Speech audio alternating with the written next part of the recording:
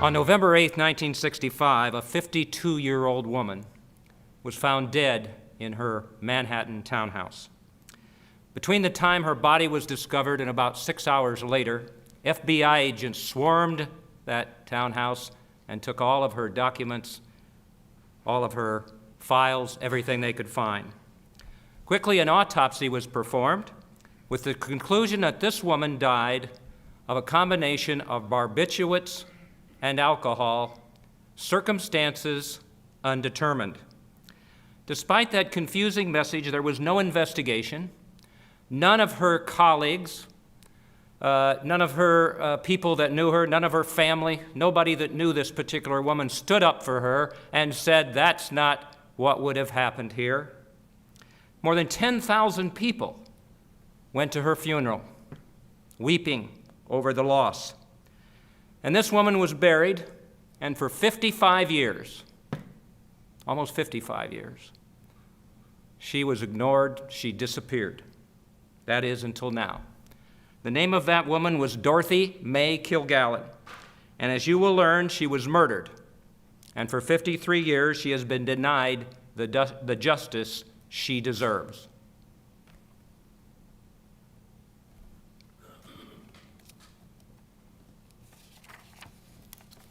Time now for everybody's favorite guessing game, What's My Line? First, the popular columnist whose voice of Broadway appears in papers from coast to coast, Miss Dorothy Kilgallen. Okay, how many people remember Dorothy Kilgallen from What's My Line? There must be somebody out there who doesn't. Well, you know, that's exactly where I stood. That's all I knew about her. That's all I knew about her. What's My Line? Well, now I've written 2 books about her, The Reporter Who Knew Too Much and Denial of Justice. Let me explain, too. This is my 4th book about the assassinations. The first one had to do with this guy, Melvin Belli. How many of you remember Melvin Belli? All right, well, I knew Mr. Belli in the 1980s in San Francisco. I practiced law in his building. I got to know him. Quite a character. As you know, he represented Jack Ruby.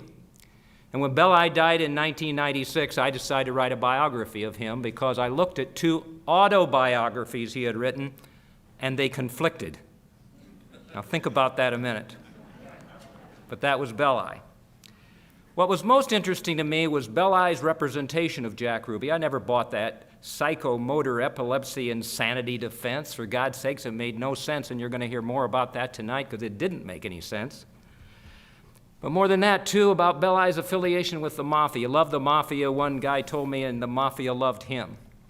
His main client was Mickey Cohen, who was a Los Angeles gangster. He loved to be around him and have people think that he was a mobster. So I finished that book, and while I was looking at that, I'm a former criminal defense lawyer, and I've analyzed cases on television and so on and so forth, and I always looked at motive. And I always wondered about his representation of Jack Ruby and what that had to do with the 1960 election when Joe Kennedy double-crossed those mafioso who had helped them win the presidency. Joe told them, hey, you help us win Illinois and West Virginia, and we'll leave you alone. Right away, what'd he do? He appointed Bobby Kennedy Attorney General, and Bobby Kennedy went after those guys, didn't he? Well, I wrote a book called The Poisoned Patriarch, How the Betrayals of Joseph P. Kennedy Caused the Assassination of JFK, and I looked at the assassination, I believe, differently than anybody ever did. I looked at why Bobby Kennedy wasn't killed instead of why Jack Kennedy was. That changes everything. Bill Alexander, who prosecuted Jack Ruby, when I interviewed him, said to me, well, you know, Bobby Kennedy had a lot more enemies than Jack did. So I looked at it that way. I wrote about Joe, and I did all that, and I was done. Well, I just have read 3 biographies this year, Michelangelo, Leonardo da Vinci, and Einstein. I hope by reading those I would get a lot smarter. But what I found out in there is each of those 3 men had one thing in common, curiosity. And I believe through writing all of my books and what I've done in my life, I'm a curious person. Well, while I was interviewing people for the the Melvin Belli book, I ran into a doctor in San Diego. And I started talking to him about Belli, and he gave me some good facts and things. And then he said, you know, Mark, by the way, he knew Dorothy Kilgallen. And I said, well, what? He was on What's My Line? He said, no, you don't know anything about her. Dorothy Kilgallen, yes, she was on What's My Line. She was the smart one on the end down there who guessed the occupations of people more than anybody else, right? But also she was syndicated in 200 newspapers across the country, the Hearst chain, Voice of Broadway, articles, everything. And this is actually back when, remember, when they actually read a newspaper. She had a radio show with her husband, listened to by 1 million people a day in New York, and she covered, as an investigative reporter, some of the most famous trials of the 20th century. Lindbergh baby kidnapping case, all right? Dr. Sam Shepard. I'm going to show you a photograph of Dorothy in the courtroom at the Dr. Sam Shepard case. And, he said, the Jack Ruby trial. Well, that really kept in my mind. I kept thinking about that, and I decided that I would start to look into Dorothy Kilgallen and see what I could find. And I'm going to take you tonight on the same journey that I took to learn about Dorothy, ascending from a college dropout to what the New York Post called the most powerful female voice in America, that Ernest Hemingway said was the greatest female writer in the world. It's a great, inspiring story, and I'm pleased to say that the Reporter Who Knew Too Much has become a bestseller, going to make a film out of it, it looks like, and all of that. And people around the world I've heard from who are inspired by this woman's story. It's an amazing one. But let's look at What's My Line, okay? Well, I'm sure you can all name who's there. Bennett Cerf, Arlene Francis, right? And the host was? John Daly, of course. Well, you know, she was kind of the hard-edged one, wasn't she? I don't know if she was your favorite or not. I don't remember watching it too much. But it was an intellectual quiz show. Kind of wish we had something like that today. But Dorothy was smart, and she would guess the occupations of people more than anybody else. So I started looking more into Dorothy, and the evidence tonight, some of it will be evidence that's never been presented before. So here's her column, The Voice of Broadway. I don't know if you ever read it. It was mostly, as I say, in those local newspapers in the cities across the country. Well, she was a Pulitzer Prize nominated writer, and if I could write even half as well as Dorothy Kilgallen did, I'd have 25 bestsellers. If you get a chance, go to the DorothyKilgallenStory.org. Look at her columns she wrote that we'll talk about. You'll read some of her writings in both Denial of Justice and The Reporter Who Knew Too Much. What a gifted wordsmith, and you're going to hear some of that, especially when she describes Jack Ruby. All right, Voice of Broadway and everything. 35-year career, called the most powerful female voice in America. All right, here's Dorothy at the Shepard trial. This might be my favorite photograph of Dorothy. Look at that. Dorothy right in the middle. All the columnists, all the newspaper people, all circulated around her. You can almost see the respect there for her. Dorothy was a woman of integrity. She went after the facts. She didn't have a conclusion and then fit the facts to that. She came up with the facts and then had a conclusion, unlike what we see today. How many people from around the world, Iceland, Australia, a soldier in Iraq, other people have emailed me since the books have been published and said, I wish we had a reporter like Dorothy Kilgallen today. God willing, I wish we did too. So she covered that trial, and if you don't remember, Dr. Sam Shepard was supposed to have killed his wife. There was a one-armed man, remember? What movie did it become? The Fugitive, of course. Now, when JFK died, she became obsessed with that case. Now, why did that happen? Well, first of all, she was a very good friend of JFK's. He had been to her home and played charades. She saw him at the Stork Club when he was a senator. They became very good friends, and she just wept when he was killed. But the real topper was this. This is Dorothy's youngest son, Cary. And you can imagine how a mother would feel when the President of the United States permits you to come to the White House, and while you're there, Pierre Salinger sets up a meeting between the President of the United States and little Cary. And he makes a fuss over Cary. He tells him, look, Cary says, I brought letters from my third grade class, and JFK makes a fuss over those. It gives him a PT-109 pin. just makes a real fuss over him. And so when Dorothy tried to describe what had happened when JFK was dead, this is what she wrote. The picture that stays in my mind is one of this tall young man bending over a small boy, carefully scrutinizing envelopes until he came to the name Carey, grade 3B. This is the man who was assassinated in Dallas.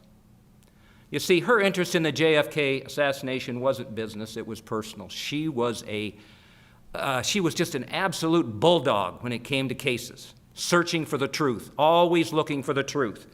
That's who Dorothy was. So I began looking into her investigation of the JFK assassination. And what did I find? Yeah, she spent 18 months. And here's why, and I'm going to talk about a few books later in not a very nice way. Here's why. She's the most credible reporter to have ever investigated that JFK assassination. She's unlike all of these fancy authors or self-styled experts or whatever. You know why? Because she was there in the front row at the Jack Ruby trial. She listened to the witnesses. She watched them. All right? First-hand eyewitness. I'm very proud of the fact that my books don't speculate. I find primary sources, not what somebody said to somebody who really witnessed what happened. So the first one that I found, in fact, I didn't have this in Reporter too much, and then I found it, fortunately, for Denial of Justice. This is the column called Ruby, Stars at Last. And right away here, I hope you'll be as impressed with her writing as I am. She was describing seeing him. The hustler in the black suit and the very white shirt, neat and nervous, is the star of the show at last. Ruby stars at last. If he died tomorrow, and he won't, he would die happy in the knowledge that he had made the big time. Yet little more than a half hour later, the defendant bounced back quietly into the courtroom, lightly, like a dancer under clumsy guard. Well, you feel like you're right there, don't you? That you can see him.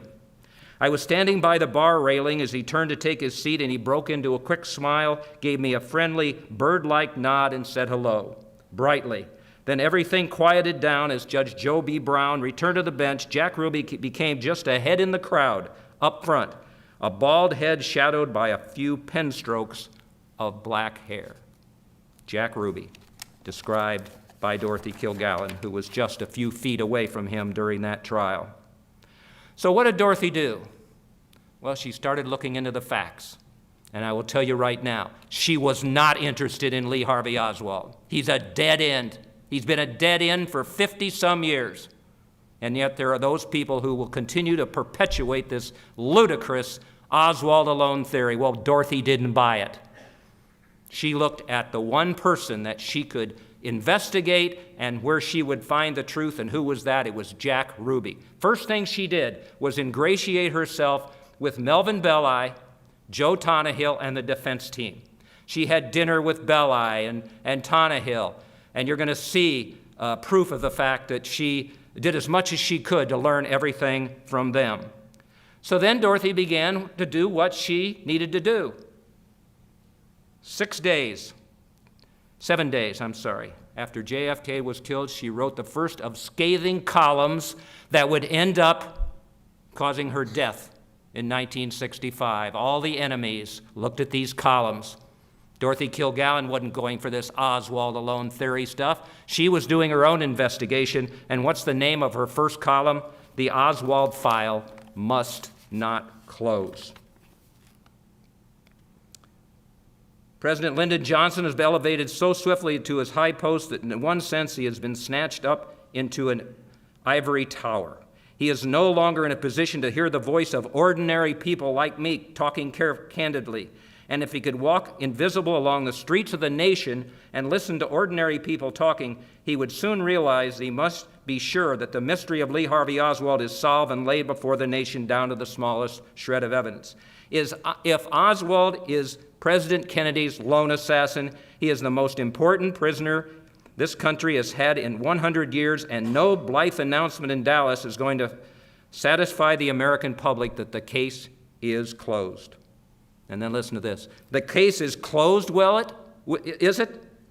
Well, I'd like to know, in a big smart town like Dallas, a man like Jack Ruby, the owner of a striptease honky-tonk, can stroll in and out of police headquarters as if it was a health club at a time when a small army of law enforcers is keeping a tight security guard on Oswald. Security. What a word for it. Dorothy on the job, going against the grain, driving the wrong way on a one-way street, because everybody is doing what? Here's J. Edgar Hoover shouting, Oswald, Oswald, Oswald, Oswald alone to the world. And everybody bought it, brainwashed everybody, and they missed the truth. Dorothy didn't. She didn't buy it. Another column, DA to link Ruby to Oswald. Right away, she knew that Ruby was the key. Ruby shot Oswald. We got to look at Ruby. And she talked about that in here. Mark Lane called her the only serious journal investigating the JFK assassination. Enemies circling, watching what she's writing.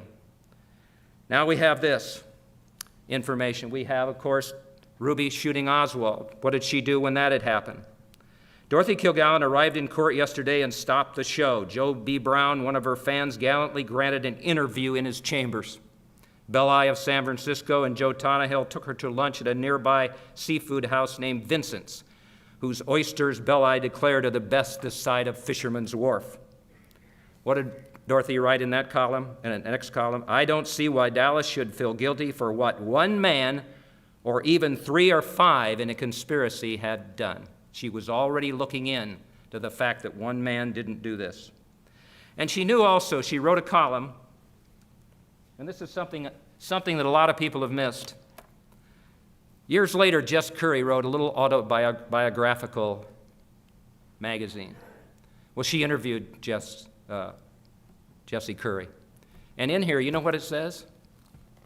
Guess where he sent the officers first when JFK was killed? Not to the book depository, not to the grassy knoll, but where? The overpass. He sent them there. It's in here. It's in his words. Dorothy wrote a column about that. J. Edgar Hoover then, and I have the FBI file, he had the column. He was watching what she was doing, and you see written on it in his handwriting, wrong in capital letters, wrong, wrong, wrong. He knew what Dorothy was doing, and he was one of the first enemies that she really had. All right, now, all these authors, boy, I'm going to talk about their books in a little while, but, they don't even think Dorothy Kilgallen was at the Ruby trial, and they certainly don't think that she interviewed Ruby. Well, first of all, here's a photograph. Who's that?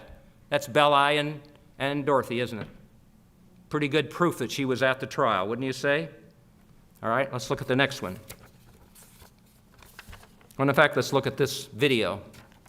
If there's any proof that you need with regard to Dorothy Kilgallen being at the Ruby trial and being involved heavily in this, watch this.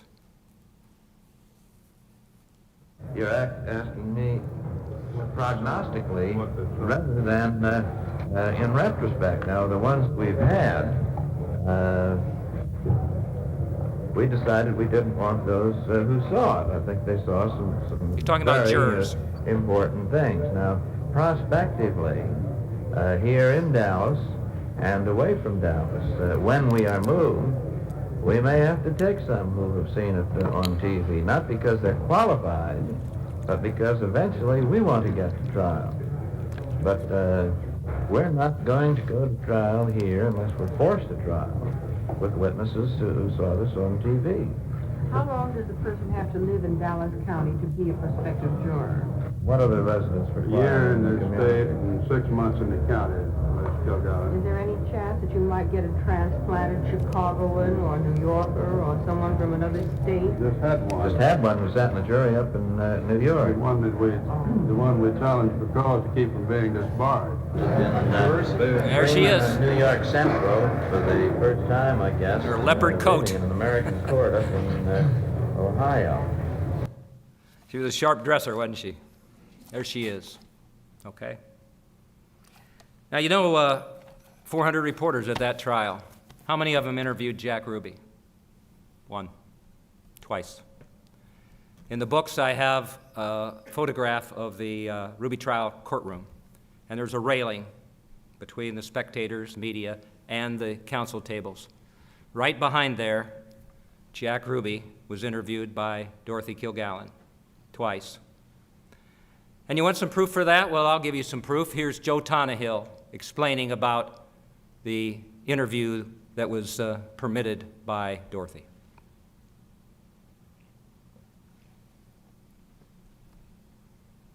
He wasn't uttering nonsense because this interview with her was a very significant point in his classless life, you know, and I think he enjoyed it very much and cooperated with her in every way that he could, and told her the truth as he understood it, and it was just a very agreeable conversation between them, and I just can't understand people doubting the sincerity of that interview, because it was, to me, I watched them and it was a very sincere discussion going back and forth. That's history, isn't it? That's history. All these videos, there's more than 50 of them, are up on the DorothyKilgallenStory.org. That's all shown in both of the books, where you can go look at those for yourself. What I like to do is present the facts for people and let them make up their own mind. Look at these things. That's history. She was there. And I'll tell you how many authors in a little while say she never even was at the trial or interviewed Ruby. So she wrote a column on it, Nervous Ruby Near Breaking Point. And again, the prose is amazing. Jack Ruby's eyes were as shiny brown and white bright as the glass eyes of a doll. He tried to smile, but his smile was a failure. When we shook hands, his hands trembled in mine ever so slightly, like the heartbeat of a bird. I'm nervous and worried, he told her. I feel I'm on the verge of something I don't understand, the breaking point maybe. When Kilgallen told Ruby, I think you're holding up pretty well, he said, I'm fooling you, Dorothy. I'm really scared. She wrote, I went out of the almost empty lunchroom corridor wondering what I really believed about this man. Now you're probably wondering, what did Ruby tell her? I wish I could tell you. Because when Dorothy Kilgallen died, her files, her documents, everything disappeared. They've never been found. I think I know where they are, and I'm going to keep after it. I'm going to find that file if it's the last thing I do. But we don't know what he told her. The only thing we do know is shortly thereafter, she didn't go to Washington, D.C. to look into the government or anything. She didn't stay in Dallas looking into LBJ. She didn't go to Cuba looking at the Cubans or Russia. Where'd she go? She went to New Orleans. She went to New Orleans because Carlos Marcello, one of the most dangerous mafioso in the country, the one with the greatest motive to have killed Jack Kennedy so Bobby Kennedy was powerless, which is exactly what happened. That's where he was, and you'll hear about that a little bit later. Okay, so then what did Dorothy do? You know about when the Pentagon Papers were released, or the Nixon videotapes or anything? Well, Dorothy had a hand in same sort of thing. She exposed Jack Ruby's testimony before the Warren Commission before it was supposed to be released. Now, that's a big deal, if you can imagine. On the front pages of the paper, outcry over Ruby leak brings a federal probe. Dorothy had integrity, and that integrity connected with people trusting her with information nobody else got. I don't know if we've got anybody like that today. We don't have a Walter Cronkite or anybody else like that today in news that I know of, or somebody like Dorothy. They all trusted her with material. They knew she'd keep her mouth shut, and in this situation she did, because J. Edgar Hoover was absolutely furious when this obviously appeared in the newspapers before it was supposed to be released. He quickly dispatched these agents, and I like to give you this visual. I kind of look at it like these two great, they probably weren't, but great big beefy FBI agents go over to Dorothy's, $1 million townhouse, and here's little short Dorothy, and they sit her on one of her expensive couches and they grill her for hours. Where'd you get this material? Where'd you get this material? I love to think about that image. Well, they weren't successful, because I was fortunate to find in the National Archives a memo from Hoover to the Warren Commission describing for the council there the fact that they had tried to get the sources. And what he had to say was, Dorothy refused to reveal the source, said it was a responsible person who had a legal right to the transcript. She was the only person who knew the identity of the source. And if you want one comment for her that describes the integrity of this woman, it is this one, that she was the only person who knew the identity of the source, and she would die rather than reveal his identity. Imagine that J. Edgar Hoover's a little upset with that. Of course he was. The enemies are circling. Okay, now we get one more column here. Maybe you didn't know. From what I have read, I would be inclined that the FBI might be more profitably employed in probing the facts of the case rather than how I got them, which seems as a waste of time to me. At any rate, the whole thing smells a bit fishy. It's a mite too simple that a chap kills the President of the United States, escapes from that bother, kills a policeman, eventually is apprehended in a movie theater under circumstances that defy every law of police procedure, and subsequently is murdered under extraordinary circumstances. She didn't buy all that. She didn't buy that Oswald alone stuff. She didn't buy what everybody was saying happened at that time. And then, of course, with regard to the Warren Commission, I'll talk about it in a minute, the Warren Commission report, she summed it up in one word: laughable. That's what she thought of it, and she was right. So on Ruby's state of mind, she talked about what he had gone through, and we'll talk about that a little bit later. So with all this research in mind, I went ahead and tried to see if I could find some eyewitnesses, some primary sources who knew Dorothy. And I was very fortunate to find the fact that videotaped interviews with 4 people had been possible. You already saw one of them, that was Joe Tannehill. Her 2 hairdressers, her best friends, Mark Sinclair and Charles Simpson, and a woman who was on the last What's My Line show with Dorothy. And with these videos in mind, then we can kind of get an idea of what Dorothy was going through. You almost can hear the drumbeat of the fact that all these enemies are circling Marcello. She's gone to New Orleans to look for him. Look at what he's doing. You've got Hoover. You've got other people who are looking at what's going on. And obviously, as I say, she's going against the grain. Well, let's see if we can figure out exactly what was going on in her mind. So let's start with Mark Sinclair. He was a very, very close friend of hers, her hairdresser. She trusted him with everything. And this is what he had to say about her talking about, they all knew that she was investigating the JFK assassination. All right. He actually went to New Orleans with her, by the way, and while they were there, and she was putting together what she believed would work. By the way, she was working on a book for Random House that she was going to publish at the end of 1965, just after, a few months after she actually died in November. And in that, she was going to put all of her facts, conclusions, evidence, and everything in there. And Sinclair went with her to New Orleans to tie things up, and she immediately sent him right back to New York and said, "Don't ever tell anybody you were here. Go back there now, and don't ask me any questions." Then he also then talks about what she said about what she was doing, her investigation.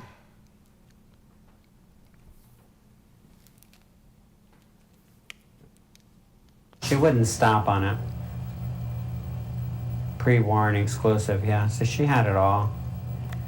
And she told me all about this, and she told Donnell was there too, so he knew. We knew what she was doing. At this time, she said that this would be the case of a lifetime, a story of a lifetime, that she would prove that the president was assassinated. Who assassinated the president? Case of a lifetime. Going to prove who killed the president. How about Dorothy's state of mind with regard to this? She wasn't a dummy. She had to know that the enemies were circling. All right? She was a smart woman. Let's hear what Mark says about that. Around this time, you used to get her ready for her What's My Line show, and you would sometimes play the game of What's My Line. Yeah, I played it all the time, yes. Where you would pretend to be a contestant, like you make... We would play the game. Donnell was there, and we would play the game around her. While you were playing the game once, Did she ever say something out of the blue about threats on her life? Yes. She told me that this is a couple of weeks before she died, or maybe 3 or 4 weeks before she died. I'm not sure the time anymore. But she told me she was going to get a gun because her life was being threatened, and she was scared for her life and for her family. Going to get a gun, scared for her life, scared for her family. Gives you a chill almost. She told other people, yes, I'm going to break the real story and have the biggest scoop of the century. And one of Dorothy's problems with this, and one of the things that led to her death, was that she was a blabbermouth. She told everybody what she was doing. She made comments like that in public. And again, these enemies are out there. Hoover, who wants to just bundle up the thing and have it go away. Marcello, other people who could have been exposed in her book for Random House. So let's also get then the opinion of another hairdresser, and that's Charles Simpson. Let's see what he has to say about Dorothy's last days. This is Charles Simpson. Did you have the feeling that she was investigating the murder case of Jack Ruby killing Oswald and Oswald killing Kennedy? Was she digging into that? She never quit. She never quit. She dug up something. She dug up something about the assassination of President Kennedy that somebody didn't want her to know, because she even told us of her own volition. She said, I used to share things with you guys, and she said, but after I have found out now what I know, she said, if the wrong people knew what I know, it would cost me my life. And she Hope was you can dead all about hear that. If the wrong 9 months people later. knew what I know, it could cost me my life. And then Charles Simpson about the Warren Commission and what she was doing. She had a copy of the Warren Commission testimony sometime before. She printed it on. She printed on the front page of the Journal American before the president received it. And therein lies the tale. From then on, we were stalked. Who's we? Mark, myself, our phones were tapped. They were trying to find out where she got her information from. That she could get this information before the president got it, who was then President Johnson. Now, it's easy to talk about this now because it's so many years later, but try to put yourself in that situation that Dorothy was in, all right?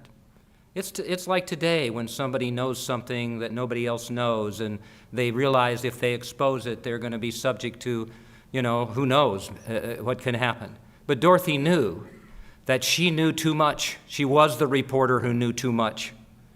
And so she's scared. People have asked me, why didn't she take measures? Yeah, she bought a gun and all that. Well, she thought she was invincible. She was the biggest star of the time on Broadway and across the country. The most powerful female voice in America. She didn't think anybody could touch her. So what was she doing at that particular time? Because there's only 3 ways that Dorothy could have died. She could have committed suicide, accidental death, or what? Murder. Well, Dorothy was Catholic to begin with, so suicide's a question mark. Plus, she was on top of the world. She was planning a trip to London. She was working on the tell-all book for Random House. She had a movie deal for the book. She had a lunch planned for the Monday after she died. All of those things were happening, and Mark Sinclair, if you saw a video, said she was just sparkling on the night she went to What's My Line. He helped her put on a special dress. He put some flowers in her hair. All of that kind of thing. And then if you watch the last What's My Line show, and I'm pleased that an awful lot of young people have been inspired by Dorothy and they watch her now on What's My Line.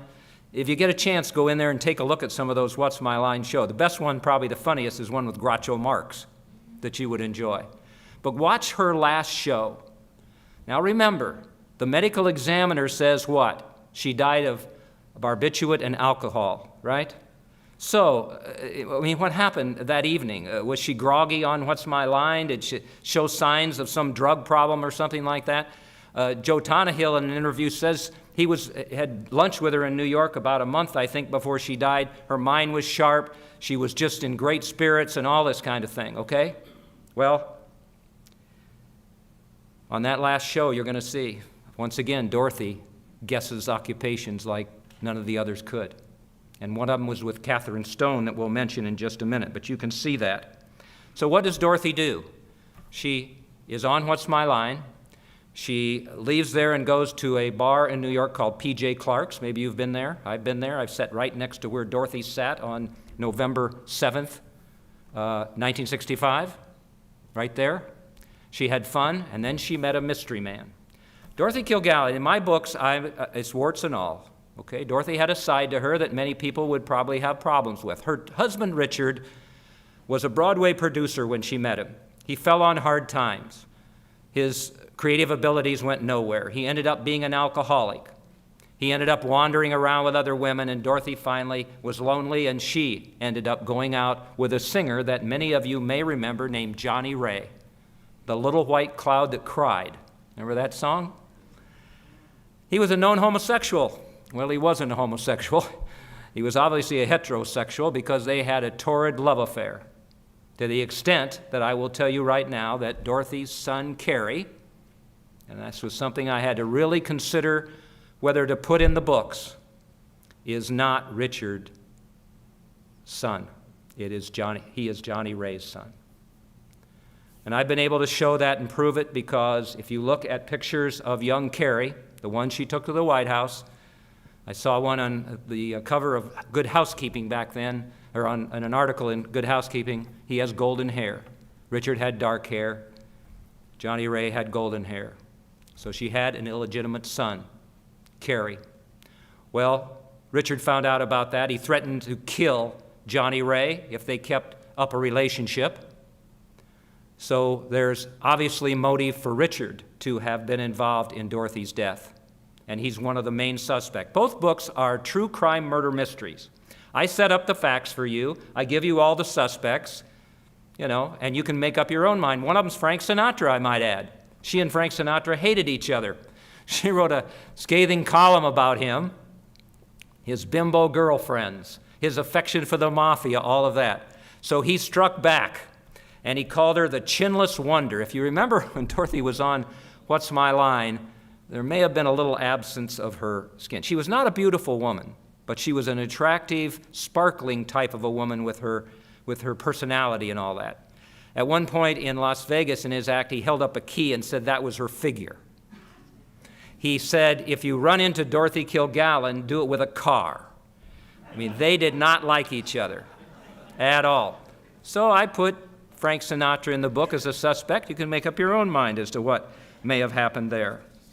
She also had an affair with a guy named Ron Pataki. Now, before we get into him, let me tell you what I was able to do. There had never been an autopsy report published about Dorothy's death. Well, I couldn't find one either, and the New York Medical Examiner's Office wouldn't give me one because what? I'm not a member of the family. Well, my wife, who's head of cataloging at the Santa Clara University Library, has a friend, both of us do, at the Library of Congress. We got in touch with her because I just had this feeling that maybe that autopsy could be at the National Archives. And that's where we found it. And so I published it in The Reporter Who Knew Too Much. And as I said before, I'm not the greatest researcher who ever lived. Autopsy report, can we put that up? I'm not the greatest investigative reporter that ever lived. But I looked at this, and remember, what's the determination? She died of a barbiturate and alcohol. Well, barbiturate was supposed to be Seconal, which is sleeping pills, right? I read down through here. I found Tulinol in there. Tulinol is a step up in terms of medication to help you sleep. So she had 2 barbiturates in her stomach. And I'm trying to figure out whether it's accidental death or murder, whatever it is, all right? So now we got 2 barbiturates in her stomach. And then I was able to find a witness on the East Coast whose father was with the medical examiner's office, who said that 3 years after Dorothy died, a toxicologist there had kept some of her bodily fluids, hoping the technology would help them analyzed those specimens, and they found seconal, Tulinol, and phenobarbital, 3 barbiturates in her stomach. They also found a glass that had residue of phenobarbital on it, which meant that it looked like Dorothy drank vodka and tonics, and it looked like that they had poured, whoever decided to do away with Dorothy, that powder into that particular drink. So that's what I was able to determine about that, and then I tried to hook it up with, all right, how could she have been poisoned?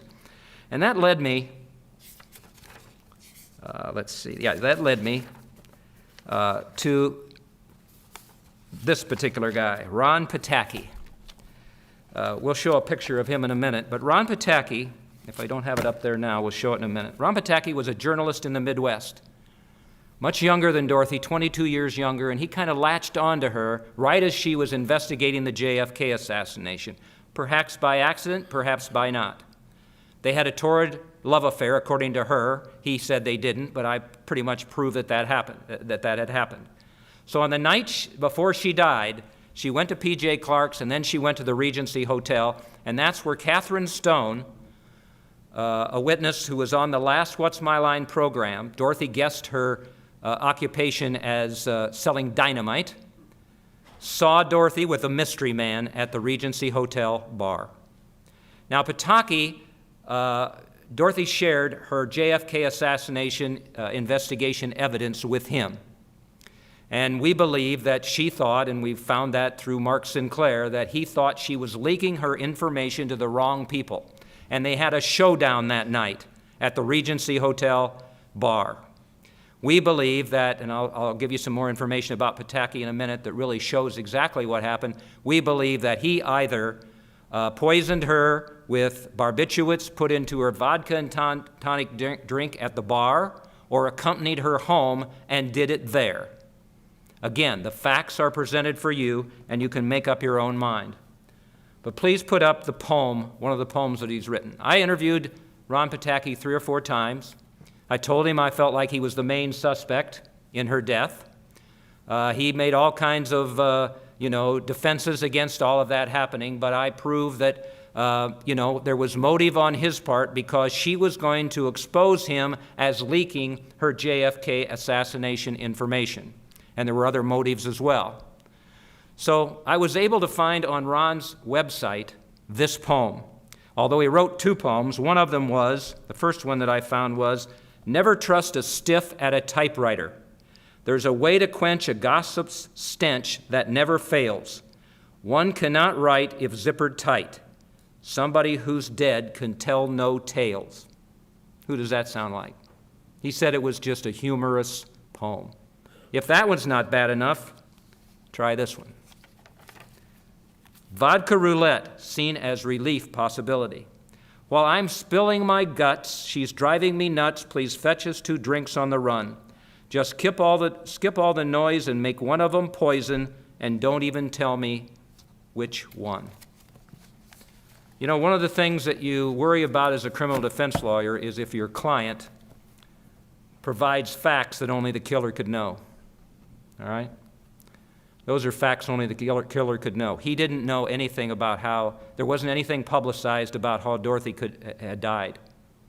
Proof positive that obviously he was involved some way in her death. Ron Pataki. All right, so then I'd written The Reporter Who Knew Too Much, and I could have quit right there, but I decided to write a second book because of 3 or 4 reasons. So, Reporter Who Knew Too Much, followed by Denial of Justice.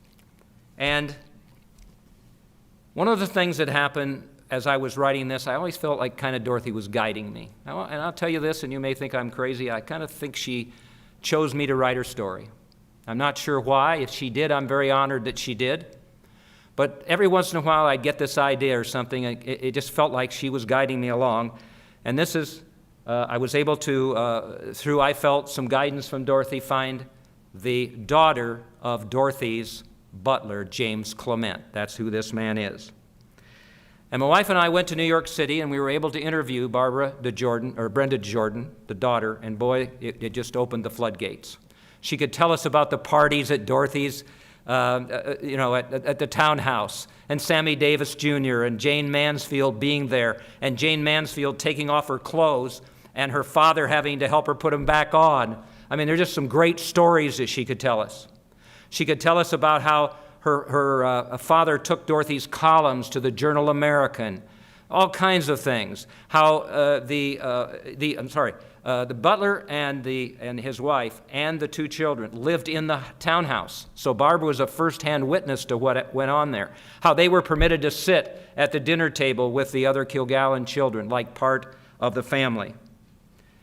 And then she gave us some really strong news. She said that Jill, Dorothy's daughter, had said to her father, "My mother was killed." We have another witness who said that Jill said that as well. That they all knew that Dorothy was working on the JFK assassination, that her father said, "Be careful, stay away from Jack Ruby. You shouldn't be involved in all that." But of course she wouldn't listen. So we learned a lot from Barbara DeJordan, as well as, you heard me say, that FBI agents swarmed Dorothy's townhouse the morning that she died and took all of her documents. That's from Barbara DeJordan, and she knows that happened. In the new book, people ask me all the time, were the deaths of Marilyn Monroe and Dorothy Kilgallen related? Well, as you may know, the circumstances with Kilgallen dying. In fact, we should go back, if we may, to when Mark Sinclair found Dorothy Kilgallen's body. If you'll bear with us just a minute, I need to be able to show you that video. If we could do that, I'd appreciate it. In the meantime, I'll talk about, if you would, Mark Sinclair 3. I'm sorry. Mark Sinclair is the one who found Dorothy Kilgallen's body. These are the sad, this is the sad chronicle of that. Did she tell you what her plans were for later that night after What's My Line? She was going home afterwards. Well, But obviously she didn't, because she went to the Regency. Do you suspect that she got a phone call after you left? After I left, I think she got a phone call from somebody, and she agreed to meet whoever it was at the Regency. That's my belief, because she wasn't going to Clark's. She had asked me if I wanted to meet her because she did not have anybody she was going to meet with, and she was not dressing for a date. Well, she did end up going to Clark's briefly with Bob Bach. Well, she maybe, told but him. not long. But she might have done that and then gone home, but there wouldn't have been an evening like she had. Why didn't you accept her offer to go with her somewhere? I was tired myself. She had done something every day that week, and she had more appointments for me the following week. And I didn't want to see anymore. I wanted to go home. Did she tell you that she had a meeting at her son's school? Yes, on that was Sunday. I did her hair before the show, and she told me to come the next morning before 9. I arrived at the house at 9, used my key. I think it was about 8:30, 8:45. Used my key, let myself in, went upstairs, and Dorothy was dead in her bedroom.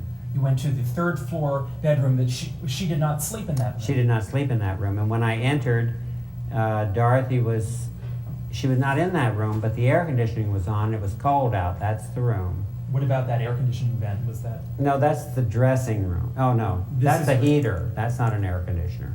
This is the air conditioner. Oh, that's it, where it would have been in that position. Right in that same position. And it was blowing out in that room. And I was here. And the light was on, and she wasn't there. So I turned on my curling irons, and I walked into the bedroom, not thinking that she would be there. And she was sitting up in bed, and I walked over to the bed and touched her, and I knew she was dead right away. And how was the bed made up? The bed was spotless. She was dressed very peculiarly. She was dressed like I've never seen her before. She always dressed in pajamas and old socks, and her makeup was off, and her hair was off, and everything was done. She was completely dressed like she was going out. The hair was in place, the makeup was on, the false eyelashes were on, the matching peignoir and robe, book laid out on the bed, a drink on the table, the light was on, the air conditioning was on. Though you didn't need an air conditioner, you would have had the heat on, and she was always cold. And why she had the air conditioning on, I don't know. Possibly someone else had turned it on. Well, maybe to keep the body at a certain temperature, you know. Was the glass on the bedside table within her reach? It was on the right-hand side. No, it was way away, way over. And the book, it was turned upside down. It wasn't in the right position for if you'd been reading, laid it down. And it was laid down so perfectly, you know, like that. And one hand, rigor mortis had set in on one hand, the right hand, and it had drawn up the covers a little bit. And there was lipstick on this sleeve of the bolero jacket. And the light was on, and she was sitting up. It's even better that we brought it up right here because I want to talk about Marilyn's death as well. But you heard him say, eyelashes, makeup, hairpiece on, clothes she never wore to bed, not in the bedroom she ever slept in, book upside down, no reading glasses, no nothing. Does that sound like a staged death scene to you? No investigation. Despite that, they took one look at an empty Seconal bottle and decided, for whatever reason, the ME office at that time was controlled by the mafia, by the way, that's in both books. Close the case up, be done with it. That's what they did, no investigation. So that turns me to Marilyn and Dorothy's death. No investigation of Dorothy's. Marilyn's barely an investigation. I will tell you right now, and one of the things I'm working on if I write a third book is this. The Marilyn Monroe's death was a dress rehearsal for how they killed Dorothy. A lot of similarities there. Drug overdose, found in a bedroom, all these other kind of things. That's something I'm going to investigate as I go along. Okay, here's Pataki, that was Dorothy's boyfriend that I told you about. One quick thing about him, because I want to move on a bit. Until recently, I couldn't quite figure out how Pataki ended up involved in Dorothy's death, whether he actually gave her the barbiturates or set it up or whatever. And these things happen when you're researching. I found a casino gambling boss in Las Vegas who told me about the mafia in Vegas and all of that, and then just by chance, while at the end of the interview, asked about Dorothy. He knew who Dorothy was and all of that. And I said, by the way, how about Ron Pataki? He said, well, sure, I know about him. I said, oh, you do? He said, yeah, we knew when Dorothy died that Pataki was around there because, as I understand it, Pataki had gotten himself in some trouble with the wrong people, and those wrong people were pressurizing him. And then they knew that Dorothy Kilgallen was his girlfriend, basically, at the time, and they made a deal. You tell us what Dorothy's going to put in that book for Random House, and if you do, we'll get you out of that trouble. Well, we think that's what happened right now, because what this gentleman said to me gave me a chill when he told me. He said, Pataki told the wrong people, the people in the underworld, whoever they were, Marcello, anybody, whoever that way, the FBI guys, whatever it was, that Dorothy was going to connect, which we believe she already had, Marcello, Oswald, Ruby, and that she was going to show how that whole thing was orchestrated with bringing Melvin Belli into silencing Jack Ruby at trial. And he said to me, when Pataki gave that information out, his words, Dorothy was dead. Dorothy was dead. All right, so I decided to see if I couldn't get the New York District Attorney's Office to investigate Dorothy's death, and I got them to. They did told me they were going to do quite a thorough investigation of her death, but they really didn't. And all those details are in the book as far as how far they went and why they didn't go further and all of that. I also tried to do other things at that particular point to see if I could find that file of Dorothy's by looking into the FBI files and all of that. But then something happened that really made a lot of difference, and I want to be able to recognize somebody in the audience because that particular person, in my opinion, is a hero. I don't exactly remember when it was, but I got a telephone call from a man named Greg Mullinex, who was a lawyer in Fresno, California. He said he bought The Reporter Who Knew Too Much or audio tape of it in the afternoon and read it by the time he went to bed, and he had a gift for me. And I said, well, what's that? And he said, I have a copy of the Jack Ruby trial transcripts. That's Greg right there. He deserves a hand. And I'll tell you why. I'll tell you why. I missed them. All of these authors of these books that I'm going to talk about in a minute, they missed them. I think we all felt like that, Oswald or Hoover had brainwashed us all, that the Ruby trial transcripts were probably about what? The insanity defense and all of that, and so nobody took time to even look at them at all. Well, Greg was nice enough to trust me with them. 2,000 pages. There I am with those. This stack. Took me 2 weeks to go through them. 2 weeks. We would not have the Jack Ruby trial transcripts if Greg had not brought them along, and I'm so appreciative of him trusting me with them. So what did I do? I went through there, and I will hope you will be as shocked as I was. Here's the cover page. You can take a look at it. I embedded the Ruby trial transcript excerpts in Denial of Justice so you can read them. I didn't want anybody saying that I made up this stuff or whatever. So 4 things stuck out at me right away.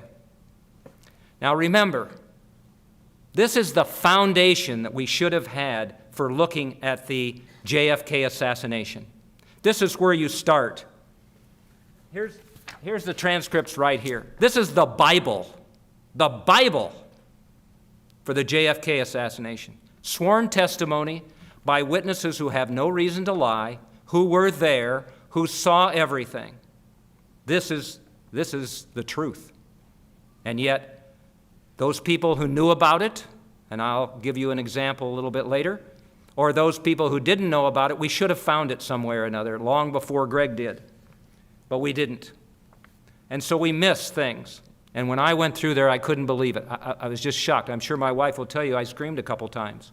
First of all, Jack Ruby, according to 2 witnesses, Don Campbell and John Newman at the Dallas Morning News, said that Ruby came there shortly before JFK was killed and stayed through when he died when he was shot at 12:30, and along with others, looked out at the window in the Dallas Morning News down the street toward Daley Plaza as the assassination was happening.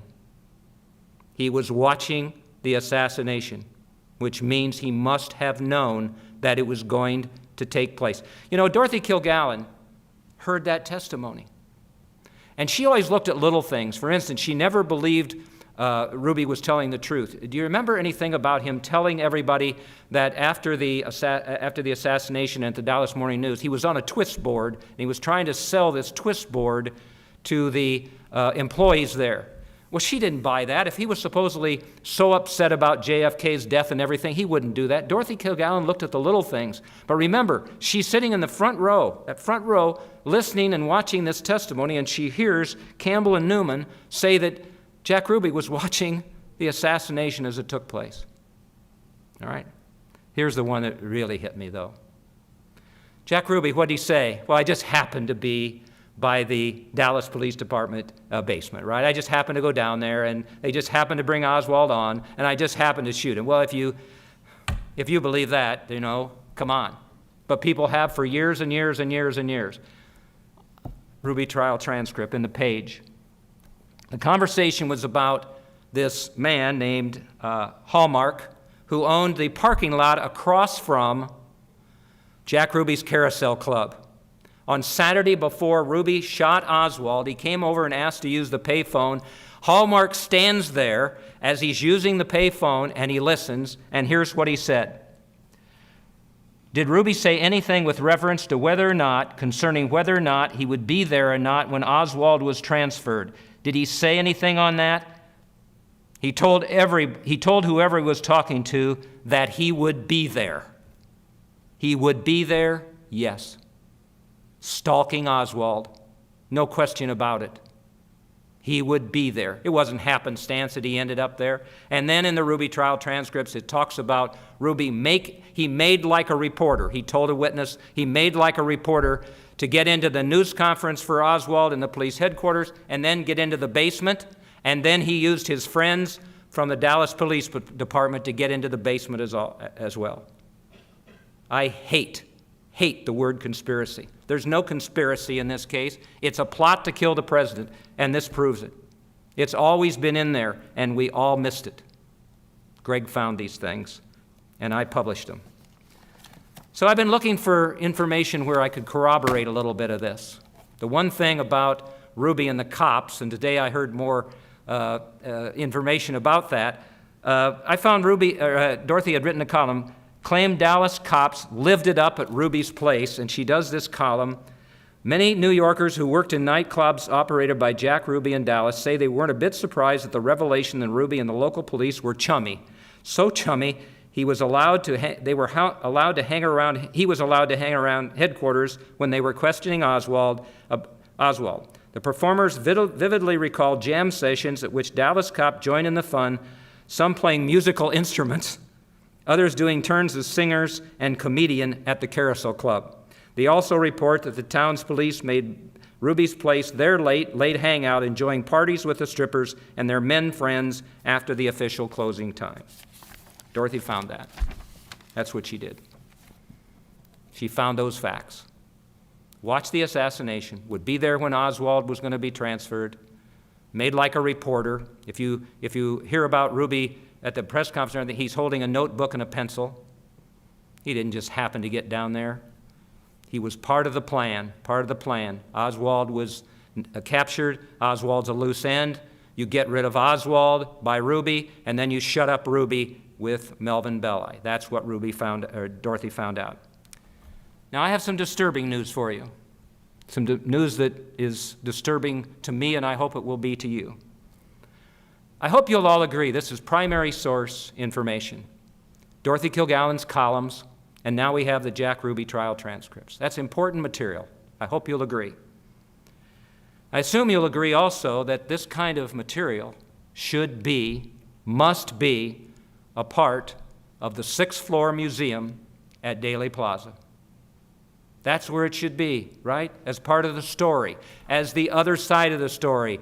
Oswald alone, all this. So people, teachers, children, researchers can go into the JFK Museum at Daley Plaza and look at all this material, perhaps that hard copy of the Ruby trial transcripts and all of that, and then make up their own mind about what happened. Wouldn't you agree that makes sense?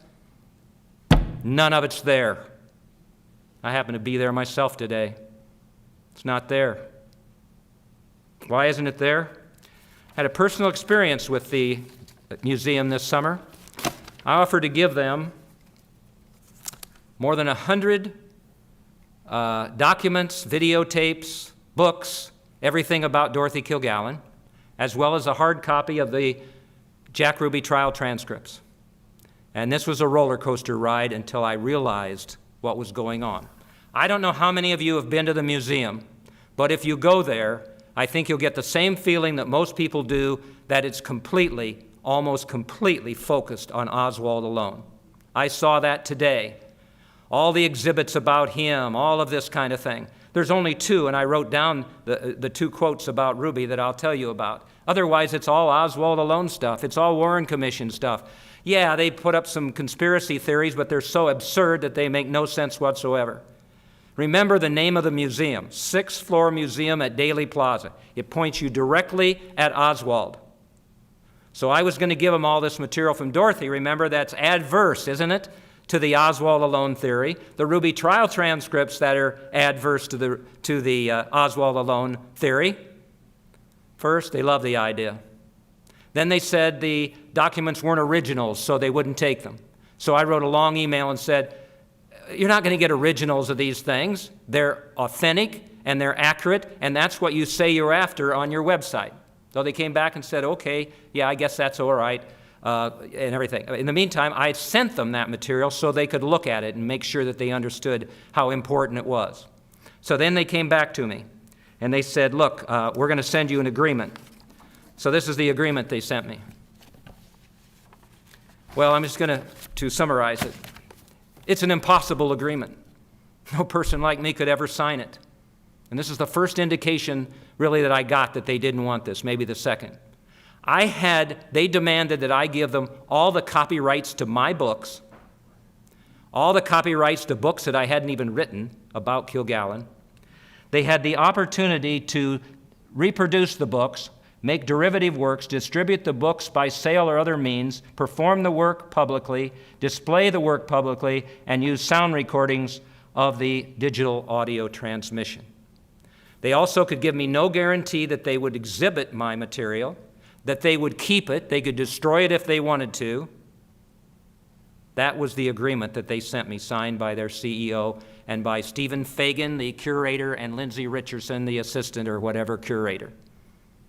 Why would you send somebody who's giving you something for nothing, important historical documents about the JFK assassination? Why would you send them an impossible agreement? Well, I jumped out of my shoes and I got upset and everything else like that, and I told them I couldn't possibly do that. And so then, as I'm more suspicious about the fact that they really don't want these things, and can I trust them with them, they say they're going to send me another agreement. A month or so goes by, and then they tell me they're going back to their copyright person before they can send it. I'd had enough. I couldn't trust them. These are historical documents. I couldn't trust them, and I was told by several colleagues, Mark, if you give them to them, they'll throw them away. They'll destroy them. I want them to be part of the exhibits and all of that. I also asked them to speak at one of their programs about the Ruby trial transcripts, the most important JFK assassination documents in history. Do you think they would let me do that? Absolutely not. Now you're trying to think in your own mind, why would they do this? The museum is only alive because of the Oswald alone theory. Everything they have in there, they lose their relevancy. If you were to put in an exhibit the Jack Ruby trial transcripts and even the 4 excerpts that I told you about, that blunts everything about an Oswald alone theory. If you put Dorothy's research in there and put in her columns or some of the things that I've found through that, it's just going to blow away those things. That's why they can't take those things. They can't take the donation that I had. For instance, today when I was down there, Greg and his wife were there with my wife and I, and we went around and everything. There are 2 comments about Ruby.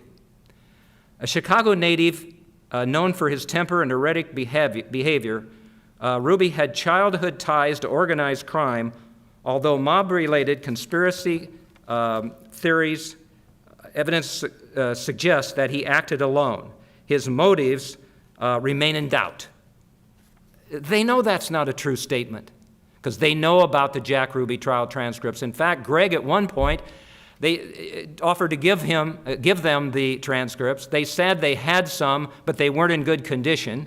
So he gave them to him, and what did they do? They didn't put them in an exhibit or anything else. They just put them in their files. They knew about what was in the Ruby trial transcripts, and they weren't about to do anything with it. And then Mr. Fagan, who's now the curator, Assistant Curator Fagan, about why, more questions than answers about why Ruby shot Oswald. Very difficult to know because we really don't know what was going through Jack Ruby's mind when he pulled the trigger.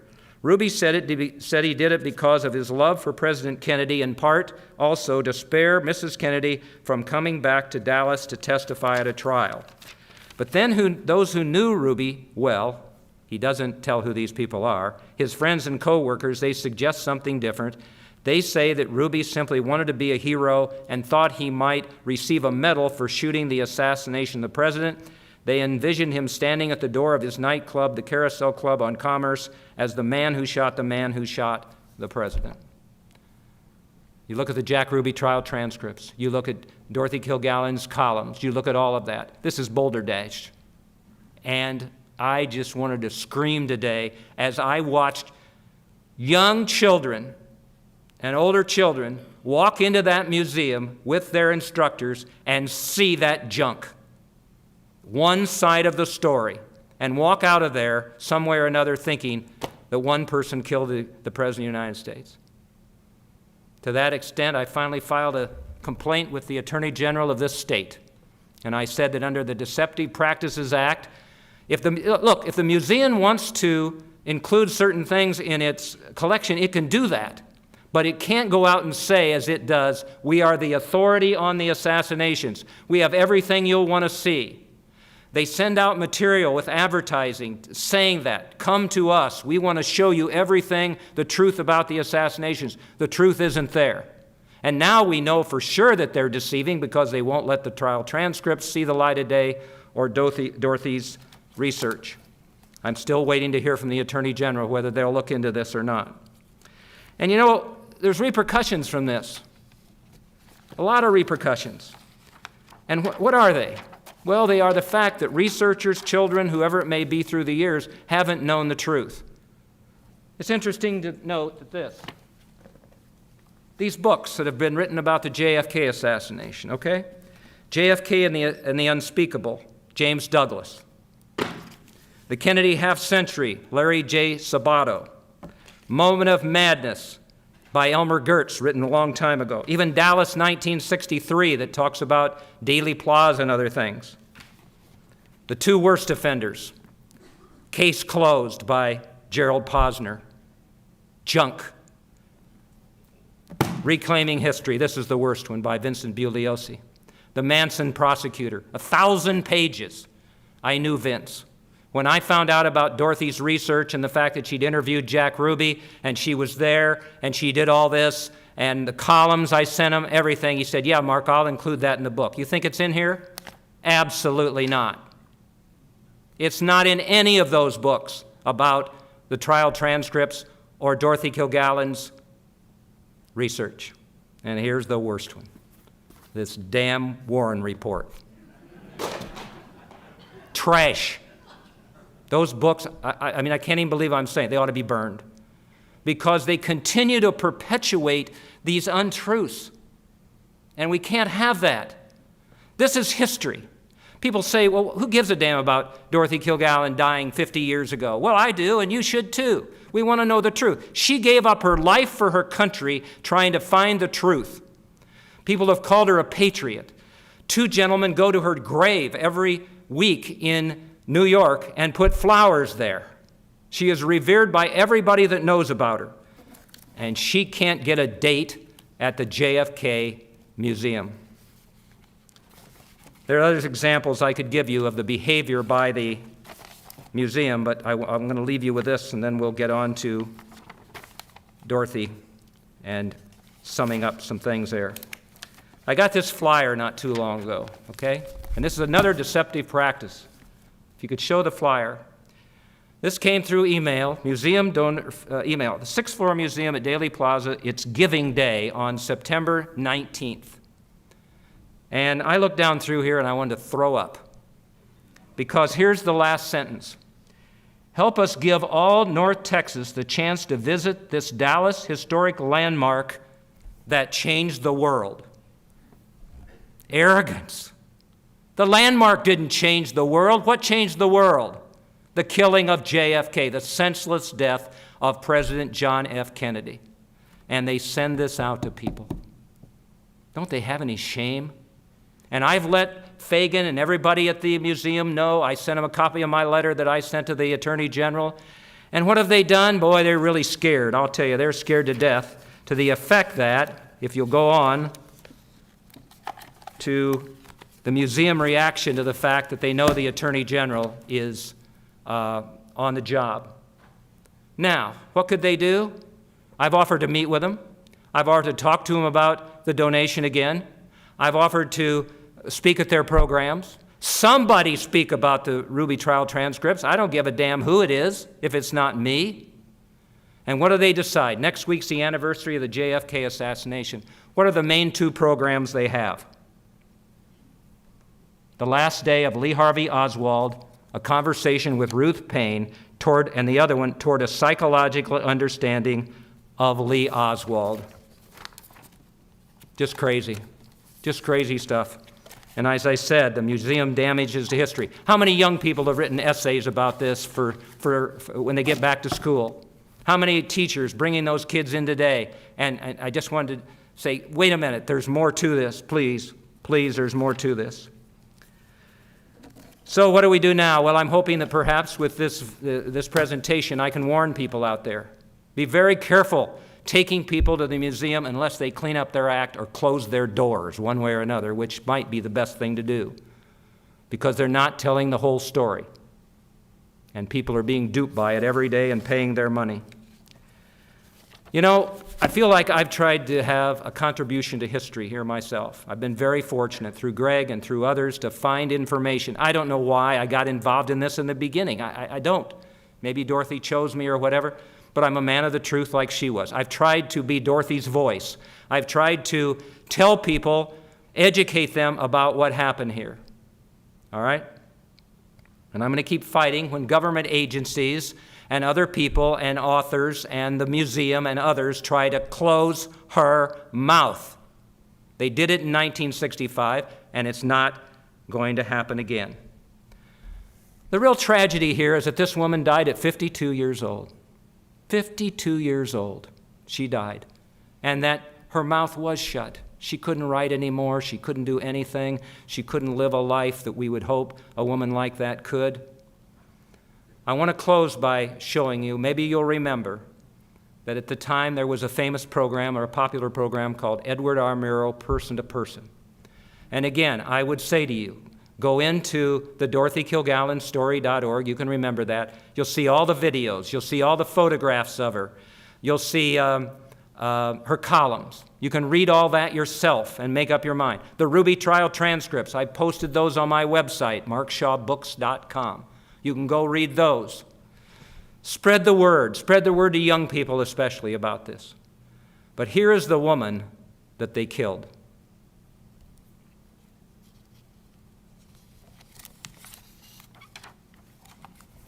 Dorothy, if you had to be confined to one job of the many that you do, which would it be? Well, Ed, I love television. I have so much fun on What's My Line, playing the game, and I love our morning radio program, too. But I think that I would have to settle for my first love and my true love, the newspaper business. It still has me and always will, I think, I hope. Well, God bless you, Dorothy. Thank you very much.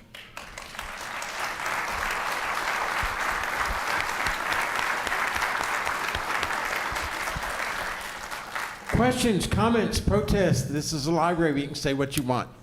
Any questions? Yes, sir. Do you believe that Kerry Colmeyer is the son of Johnny Ray? And also, did you ever, were you ever able to speak with Kerry Colmeyer?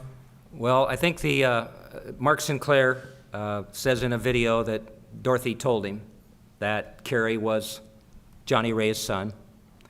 The photographs of Kerry at a young age show that golden hair. I don't think there's any question about that. People ask me all the time about the 3 grown children. Well, I could never get them to cooperate too much with what I was doing. They didn't stand up for Dorothy when she died. Recently, I've tried to do a couple things that I thought might help with that. I actually sent Kerry Calmer day before 2 days ago, my books about Dorothy that the museum didn't want. Dorothy's books. She wrote a book called Murder One and a book when she traveled around the world in a race. I sent him the Good Housekeeping magazine. I sent him all kinds of things because I thought he ought to have them. And so I did that. People say, why didn't they cooperate? They don't have very good memories of what happened in 1965 and beyond. Dorothy was worried about Kerry because she didn't think Richard would take care of him. Well, she was right. When Dorothy died, Kerry went to live with Jill and then came back to live with Richard, and he threw him out of the house. I think it's 3 or 4 years later, Richard committed suicide. So they don't have great memories of what happened back then. And recently I had to make a choice to go forward with something I felt could bring the truth to Dorothy. But to do it, I would have had to have probably gotten the children into a court of law. And if I had done that, I thought it would be too embarrassing for them. I thought it would have been especially tough for Kerry. Dorothy just adored Kerry. You read this article, you'll see. And she changed her will so that he would get an additional amount of money in the will. That will was never found, by the way. We think Richard threw it away. So I'm still hopeful at some particular point they might help with an investigation. I don't know if they think their father killed their mother. I think they believe that Ron Pataki obviously was involved in Dorothy's death. But they also know about her obsession with the JFK assassination. And you see back then what they all thought. The two interviews you saw with the hairdressers, this is kind of amazing. Those are in 1999 and 2000. They waited that long to say anything about Dorothy's death. They never cooperated with anybody. And you know why? Because they said they're still scared. And I have had people, including Dorothy's second cousins in Arizona, who would only talk to a friend and not talk to me because they were scared. They said, we don't want to lose one more family member. Now, this is 40 or 50 years later, but they're still worried out there because all of them knew that what happened to Dorothy. She was killed, and who was she killed by? The same people who killed JFK, the powerful people, Hoover, Marcello, whoever else it may have been. So I hope that answers your question. I hope that at some particular point, you know, I've never heard from them, so I don't know if they're appreciative of what I've done or not. I hope they are, because thousands of people around the world have heard about Dorothy, and hopefully, you know, she's gotten her reputation back. Yes, sir. You talk about Marcello, and he's kind of not very far down the beaten path. I don't know if you know who Jeannie Carmen was. Do you know who she was? I do not. I'm afraid not. Okay. Well, Jeannie was one of Marilyn's best friends. All right. And her children published a book posthumously that said that Johnny Rosselli indicated that Marilyn was killed by Marcello's people, and that it wasn't the first time that he'd done that sort of thing. And No, I don't think it, if you don't mind, I don't think it would be the first time. He was a ruthless guy. His billion-dollar empire in New Orleans stretched to Dallas. In fact, I don't know if any of you, a good friend of mine out here, a fraternity brother, Steve Dillon, went ahead and called my attention to an article, a story on Channel 5, I believe it was, about Campisi, the Campisi, David Campisi, the restaurants that you have here, and the fact that he has a relationship through, I believe it's his, grandfather or something, Joe Campisi. Well, Joe Campisi and Joe Savillo were Carlos Marcello's underlings in Dallas. Joe Campisi actually had dinner, or Jack Ruby actually had dinner, and there's proof of that, at Joe Campisi's restaurant the night before he shot Oswald. And more than that, you know, some of these things it's hard to believe they didn't put together way back then. Guess who the first visitor was to Jack Ruby in jail? It was Joe Campisi. Mafioso, and they didn't link that in at all. They just missed all those things because they didn't care. They had Oswald, and that's what happened. So that was pretty interesting that way. One more question, and this is about, there was a handwritten note on the autopsy report about CO2. What the heck was CO2 doing in her bloodstream? You know, it's interesting. There are people, and I want to answer this, people around the world who study the JFK assassination, every aspect of it, every scintilla of material that they can find. I have great respect for them.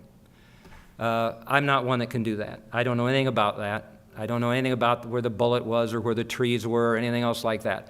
I'm a Dorothy Kilgallen follower. No, this was in Dorothy's autopsy. Oh, Dorothy's autopsy. Yes. What, you said what was there? CO2. I don't recall, but it may have been in there, but we've never been able to figure that out, obviously, if it was. No. Sorry, excuse me for saying that. But the point is that people, I respect anybody. Point of view. Let me just give a shout out to this library. They permit all kinds of points of view about everything. Tom Keener and Jeff Timms, what if they said to them, what if they tried to put on programs that only favor one side or the other of things? Okay? They don't do that. That's what libraries are all about. That's what we should be about. We should hear all sides of the story, and why that damn museum won't do that is a tragedy. Any other questions? I'm cussing too much, aren't I? That's okay. Money. $6 billion. That's a $6 million operation down there, by the way, in case you don't know. That's what they take in every year. We will cover all questions, but I want to go front to back so I don't have to do a lot of walking. Thank you. Just yes, sir. One quick one. in your research, have you seen real, honest complicity from LBJ, Clint Murchison, and that group in all of this with the assassination? Well, if I said I'd look at motive. If you want to look at motive, you can't probably go any further than LBJ. He probably benefited than everybody else.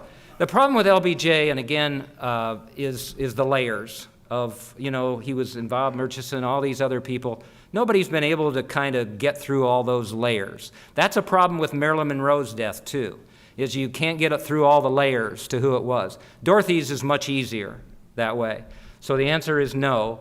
But boy, if you look at motive, some people were talking about LBJ today, and the fact that obviously he could have been involved there, but I don't think they've ever been able to connect him as much as you would like to see happen. Questions, comments?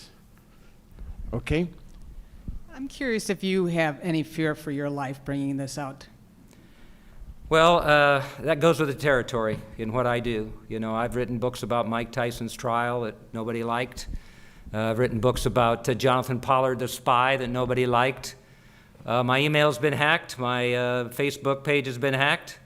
I've gotten some nasty emails from people, but I will tell you, more than anything, I think I haven't worried about it too much because, again, it goes with the territory, but for the most part, it's been overwhelming response from people around the world who have just fallen in love with Dorothy. And I think because that's happened, they really haven't wanted to go after me too much that way. The criticism that I've gotten, some people weren't happy that I told the story about Carrie being an illegitimate child, but I felt like that was part of the Dorothy story because, just one quick, I don't want to keep you too long, but I'll tell you, she got really scared one time before she died. She woke up one morning in the New York newspaper. We couldn't find it, and we don't know which one it was, but we do know it happened. There was a picture of Carrie, and I have a feeling this was a warning to Dorothy. He was running across Central Park, and the picture was in the New York paper, and it scared her to death because she thought somebody was following Carrie. They were after her son. To the extent that, and we confirmed this because in a What's My Line program right after that, it was right near Halloween, they laughed about it on the show because she put Carrie in a limousine to trick or treat. And she was scared to death of what happened there. So, you never know what's going to offend people, but if you're looking for the truth, with this situation, you people don't have to do anything about it. But if you want to call the Attorney General's office or you want to send a letter there and say, hey, look into this, you can. I think in this day and age, we too often let things go by that bother us, especially when they're about the truth. We've lost some of that, I think, for some reason. Yes, sir. Hi, thanks. Very interesting talk. And I remember that week in '63 very well. But there's something that Jack Ruby supposedly said that I think I got it from there. 30 years ago, there was a JFK Assassination Center at the West End when it was a popular place to go in Dallas. Well, is that right? Yeah, they had a lot of information there, but there's a comment that Jack Ruby made that take me to Washington, I'll talk, but if I stay in Dallas, I'm a dead man. I was wondering if you ever heard that. Well, yeah, and I think it was part of that one where he said, I can't ever tell what happened, the truth, and all that kind of thing. Again, remember, I'm not putting down people who go for this Oswald thing, but Ruby was the key. He was the key. And Dorothy knew that. And that's why she focused so much on him and, exposed his Warren Commission testimony and interviewed him, and nobody else did that. She really felt like that he was the key in everything. So he may have made those statements and everything else like that, but again, you have to remember, nobody was listening. Nobody was listening. Those columns were out there. She wrote 8 or 10 columns basically saying the Oswald alone theory is baloney. And Ruby stood up outside there by a railing, if I remember, in a courtroom and said those things, but nobody paid attention. Why? Because Hoover was basically just brainwashing everybody. And I'm sure you know why. And some people have said to me, well, the JFK Museum down here is doing this to protect Dallas. Because if there's a plot to kill the president and people in Dallas knew about it, they should have stopped it. But if it's a lone nut, you see, then nobody in Dallas could do anything. And that's the same reason that Hoover did what he did, what he said, because he couldn't be held accountable if it's a lone nut. All right? And so I think all of that has to do with the fact that for whatever reason, nobody was listening way back then. I mean, Joe Campisi was the first visitor. Oh, I'll tell you another one. I don't know if you remember who Candy Barr was, the stripper, all right? Well, Candy Barr got in trouble for marijuana possession. Do you remember this?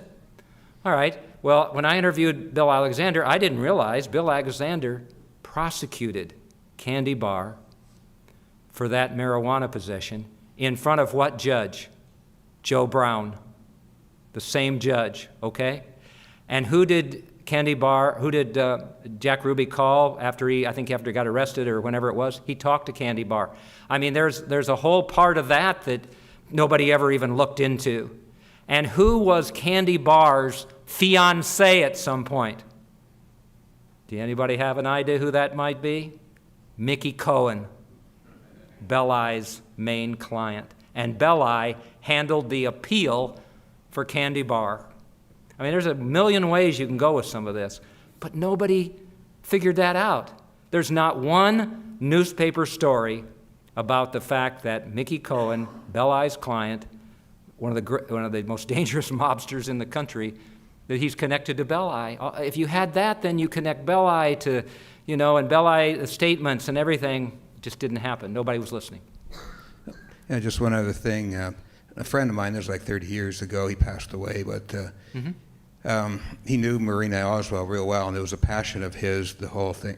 And he was actually quite famous at the time in his own right. The year he passed away, he was on 3 talk shows, but he said from Marina Oswald, he maintained that Lee Harvey Oswald he wasn't the primary guy. I forget exactly how he said it. There's people that know him better than I, but we used to like talking about that. It wasn't, it was not Lee Harvey Oswald. So I always believed that. Yeah, there's a really good book. I can't think of the name of it, but it basically, this is an eyewitness who was a kind of a drug runner and other things in New Orleans, and it's his firsthand account of how many times he saw Oswald with Marcello at his office around there and all of that. I think it's pretty believable in terms of that connection there. But you see, Dorothy didn't go with that. She really looked at motive. Joe Kennedy double crosses the mafia. They helped him win Illinois and West Virginia. They win the election. If we win the election, we'll leave you alone. I have an eyewitness that I found, a very revered newspaperman, who was right there when Joe Kennedy ordered JFK to appoint Bobby Attorney General. What does Bobby do? He goes after those people, especially Marcello, because he hated Marcello and all of that. And what is Marcello doing as November of 1963 comes around? He is has a trial in New Orleans for racketeering. Bobby Kennedy helped orchestrate that, and he's about to be deported. Well, his back's against the wall. He's got to do something. He hates Bobby Kennedy, but if he kills Bobby Kennedy, Jack Kennedy will come after him with everything the government has. But you kill Jack Kennedy, Bobby Kennedy is powerless, and I will tell you right now, you can look it up. They never bothered those guys again. Now, I think that makes common sense in terms of what happened here, and then you bring Belli into it and all of that, but there's an awful lot of people who would disagree with me. Yes, sir. Did you come across any evidence that Dorothy started her book? Yes, good point. I should have brought that up. She was working on it, and she had showed chapters to, I don't know if you know, but Bennett Cerf, who was on, with her on What's My Line. He was the publisher, founder of Random House. The night before Dorothy died, at the last show, she showed him chapters of that book. We don't know what really happened to that, but 3 years later, the book Murder One, which is a collectible item right now, Murder One was published under Dorothy's name, and it was all about her trials and everything else. And in the preface, in the foreword to that book, there's material in there that looks like it could have come from a book that she was writing about the assassination. Yeah. Is it possible that she told other people her suspicions or her findings? Well, people have asked me, did she have a copy of her file? She should have had. Well, back then you couldn't go down to Kinko's or whatever, so she couldn't do that. Basically, all you had was a carbon, but she was very closed-mouthed about it. The only people she talked to about it were the two hairdressers and Ron Pataki. And we believe, anyway, that she didn't really speak to anybody else about it, except to tell them what she was doing. She didn't give them a specific. She just told them they're going to crack the case wide open and all of that, which was obviously an invitation to eliminate her, and then that's what they did. Yes, sir. Yes. I'm not really sure exactly how to put this, but... It won't matter, please. This is kind of, whatever, assuming Oswald was guilty and Ruby were guilty and all that stuff, why should, Dorothy be murdered? I mean, if everything could exonerate them, is that the only reason, Well, yeah, it's almost the same situation you're in with the Sixth Floor Museum. You can just about let anything into to the equation. You can let Dorothy's material in, you can let my material in, research, whatever it may be. All of that can be then considered along with other evidence that happens, and you can discount that and everything, right? You can do that. But you can't do it with the Ruby trial transcripts. And that's where Dorothy watched this. Remember, she's in the courtroom, she's listening. Oh, here's another thing. I always wondered, wait a minute, the reason that they found Jack Ruby guilty is because they didn't buy the insanity defense, or because they didn't, the insanity defense, right?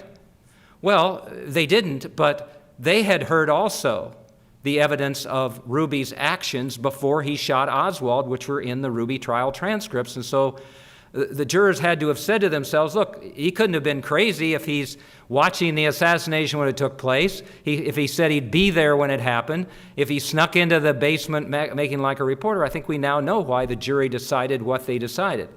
So you can get around anything.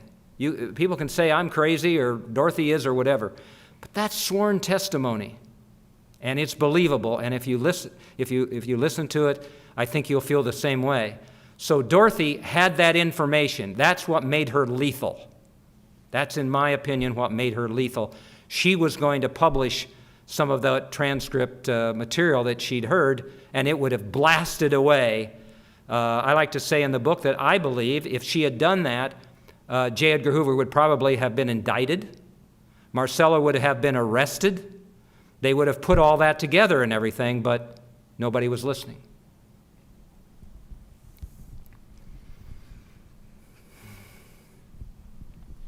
Yes, sir. This is actually all very enlightening. I'm actually just here for extra credit for class, but coming from basically someone who's really not even interested in this entire subject, this is okay. Good. And I'm sorry, that sounds very. No, that's all right. It's actually very enlightening. You've definitely brought light to this whole situation. Like, clearly there's something more going on with the whole assassination. Like, I truly believe there's no way that it's just Oswald. Mm-hmm. But then that only raises more questions for me. And I'm just curious what your thoughts are as to, so since we've kind of more or less cracked open that it's not a one-man job, do you believe that Oswald is in fact the shooter as well? I think he had a part in this. Certainly. Remember, Jess Curry sent everybody to the overpass. There are all these other things that happened during that. There a lot of confusion and all of that kind of thing. I just think it's unfortunate that they just focused in on Oswald, who said he was a patsy, but nobody was listening, and then stopped. They just basically stopped. I read something today. I think it was at the museum, as a matter of fact. It said that, and I'm not sure I knew this, or maybe you will, the assassination of a president at the time was not a federal crime. It was a local crime. So Jess Curry and his police department should have taken over this whole thing. Well, right away, what happened? Hoover marched in, took over, had all the documents sent to Washington, all these other kind. That's unfortunate, because I think, and Jess Curry has said, if he could have had some time with Oswald and his detectives and everything, he probably could have found out what happened here. But with Oswald, those who were involved in his participation, they couldn't let him live. I mean, they couldn't do that. You got loose lips there, and you got to get rid of him, and you got the perfect guy to do it. There's Jack Ruby, a wannabe, a big star in the mafia. That's what he wants, and you know, there's lots of reasons why they would have been able to recruit him, but he was the perfect guy to do that. One of the reasons is just common sense, all the friendships with the police.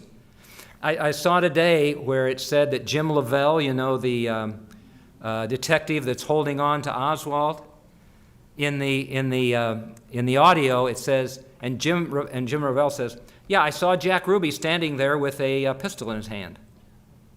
Well, obviously he knew who it was, right?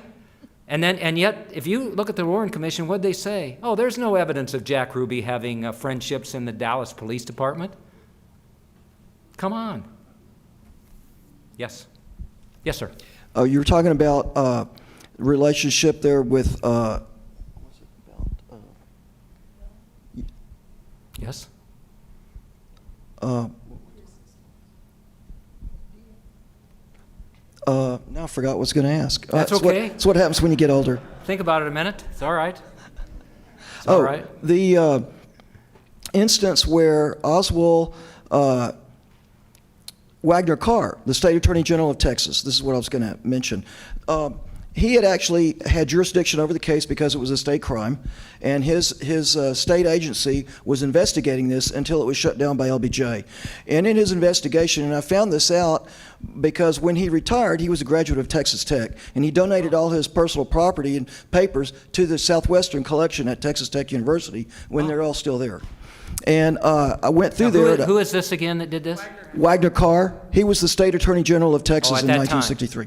And his investigation turned up the fact, and this is in his documents that's in the collection at Texas Tech, that Oswald was a paid FBI informant. He was an informant number 179, and he was being paid $200 a month by the federal government. Now, ironically, when Oswald was arrested at the Texas Theater and brought back, the Dallas County Sheriff, when they were going through the contents of his wallet, they found a receipt for a government voucher for $200. Wow. What a coincidence. No, there's no coincidences in life.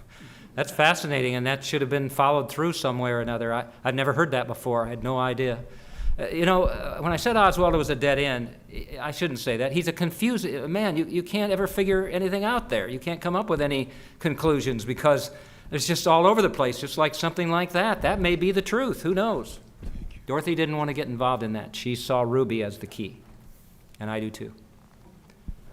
Yes, sir. Mr. Shaw, let me thank you for coming and also thank Allen Library to put this program together. Just fascinating, and it's an honor to be here, and thank you for giving us this opportunity. Well, it's my honor. I appreciate it very much. Thank you. Thank you.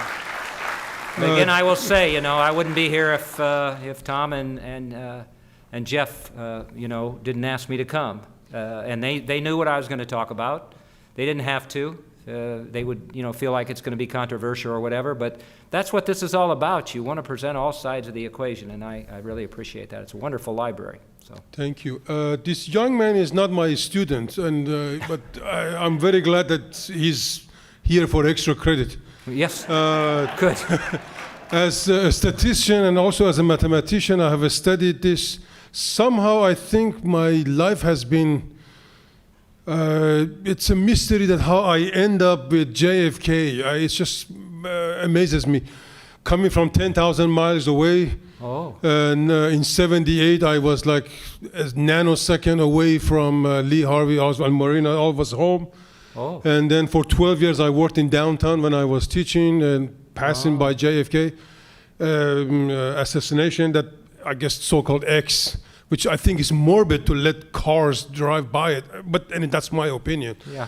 And I do agree with you on the 6th floor museum. I never took my students there because I know it's just absurd. It doesn't have to be that way either. It doesn't have to Right. be that way if they'll be flexible about things, but it's difficult for them to do.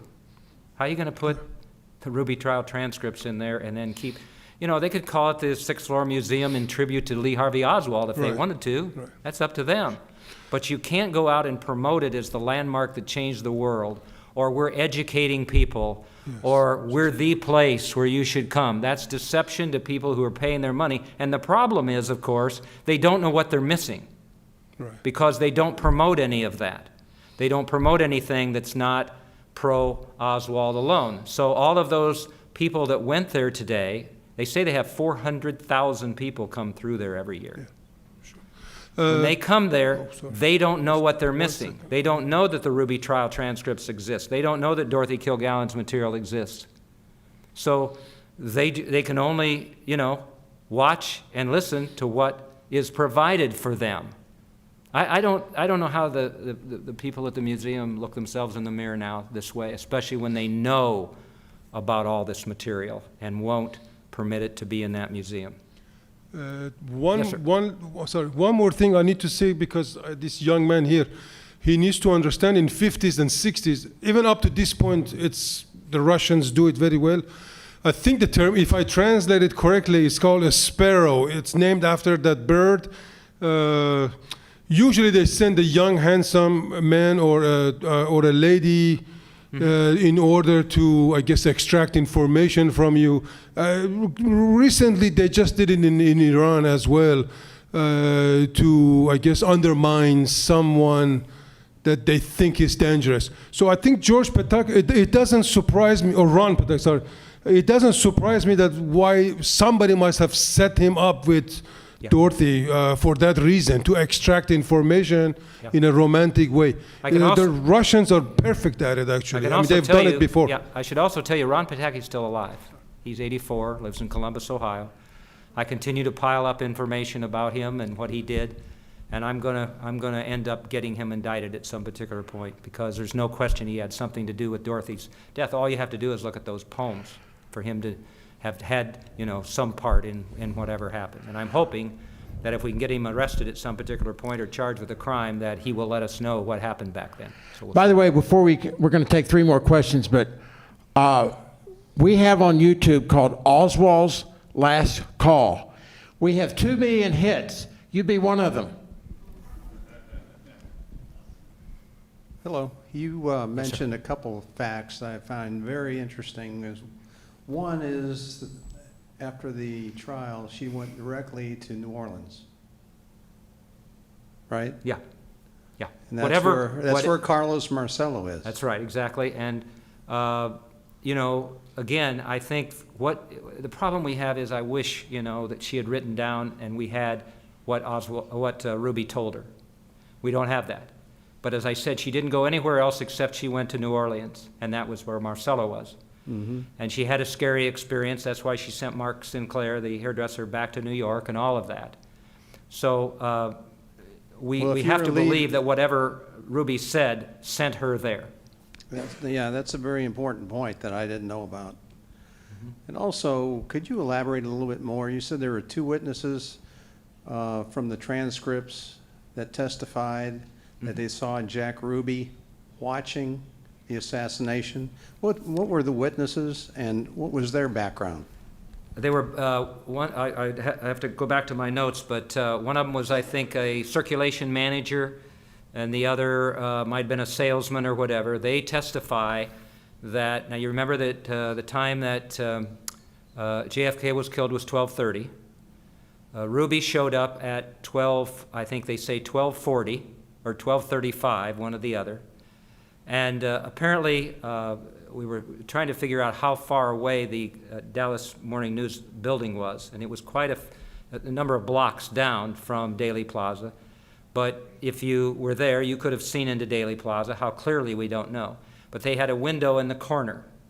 And the one man testifies that Ruby got there, I think, at 12:25 or 12:30 or something, and was there until that guy left. And the other guy then testifies that he was there after that, and Ruby was there the entire time, and he was standing with everyone looking out at Daley Plaza as the assassination happened.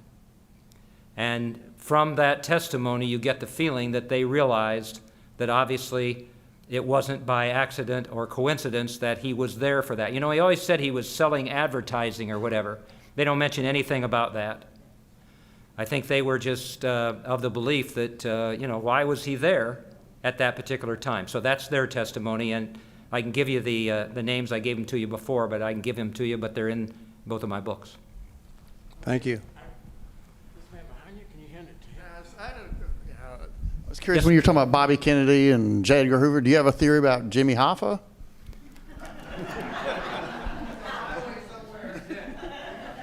I kidded Greg down here today that Jimmy Hoffa may be buried in his backyard in Fresno. You know, that's every time I think of Jimmy Hoffa, if you don't mind my saying something you'll laugh at, I think of Uber. You know why I think of Uber? Because if Jimmy Hoffa would have been alive when anybody started a service like Uber, they would have been killed. With those union people, they would have never put up with that at all. It would never, Uber would not be there today. Hoffa's just a mystery. Now, there's some, if you don't mind, there's another little connection I'll tell you about. There was a lawyer in Florida named Frank Regano, and he passed away, but I was able to interview his wife, Nancy. And he represented an interesting triumphant, if that's a word, triumph, whatever. Anyway, Carlos Marcello, Santo Trafficante, who is a gangster in Florida, and James Hoffa. And Belli was a very close friend of Regano's. And after the Ruby trial, Nancy Regano told me she was with Trafficante and Belli, and they were around and everything. And one way or another then, Regano said to Trafficante, well, what about Belli and Ruby? And he said, whatever you do, don't ask Belli about Jack Ruby, which meant that somehow or another that was connected in there. And here's Hoffa in that whole exercise too, and nobody hated Bobby Kennedy any more than James Hoffa. As you know, he tried to strangle him once in Washington. So that whole connection in with Hoffa, I really looked into that at one particular point in terms of his active participation in the JFK assassination, and I really couldn't find a connection there. It was much easier doing that with Marcello and Sam Giancana in Chicago. Yes, sir. I had a question regarding about Mark Sinclair, who witnessed or found her body, Dorothy. No police report or personal possessions that were taken away, being investigated that you're aware of when you talk to Mark? I mean, no. If he was describing the whole room was kind of odd, yeah, you would think that he would say, "Hey, this is not. She didn't kill herself. Someone murdered her." He left right away. He left right away after he found the body, scared to death. He didn't want anybody to talk to him or anything else, and he didn't talk for 50 years. And I will tell you that with Mark Sinclair, I hope that you looked at his, now this is information from a long time ago, right? And I did not conduct those interviews, all right? I know the people that did, they're very responsible.